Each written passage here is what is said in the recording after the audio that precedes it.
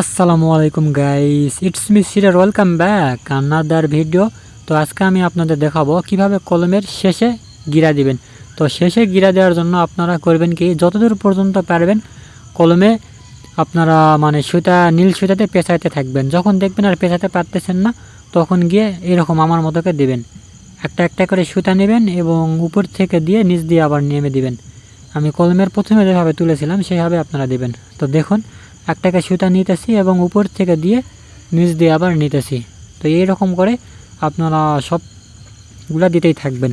যতদূর পর্যন্ত পারবেন আপনারা এরকম করে পেজ দিতেই থাকবেন। 3-4টা পেজ দেবেন, দেখতে সুন্দর লাগবে। আর অবশ্যই একটু ধৈর্য সহকারে পেজগুলো দিবেন।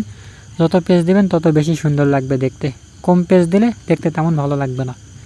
তো দেখুন, আমি পেজ দেওয়া হয়ে গেছে। পেজ দেওয়ার পর এখন আমি এখানে এখন গিরা দেব। কিভাবে গিরা দেব সেটা আমি আপনাদের দেখাইতেছি। তো এই সুতোটা কেটে নিয়ে এর উপর দিয়ে আবার এভাবে পেজ দেবেন। আমি ভিডিওতে যেই রকম করে দেখাইতেছি এইরকম করে আপনারা পেজ দিবেন।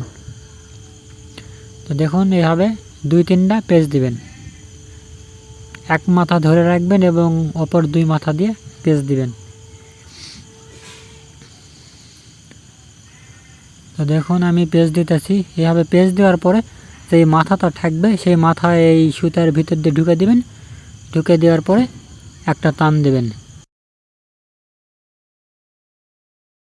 দেখবেন সুতাটা অনেক সুন্দরভাবে টাইট হয়ে গেছে।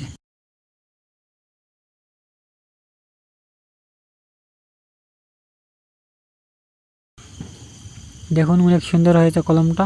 তো এর পরবর্তী ভিডিওতে আমি আপনাদের দেখাবো কিভাবে হেডের কাজ করবেন। কলমের যে হেড আছে, হেডে কিভাবে সুতা তুলবেন, এই সব কিছু করবেন, সব কিছু আমি পরবর্তী ভিডিওতে দেখাবো। আল্লাহ হাফেজ।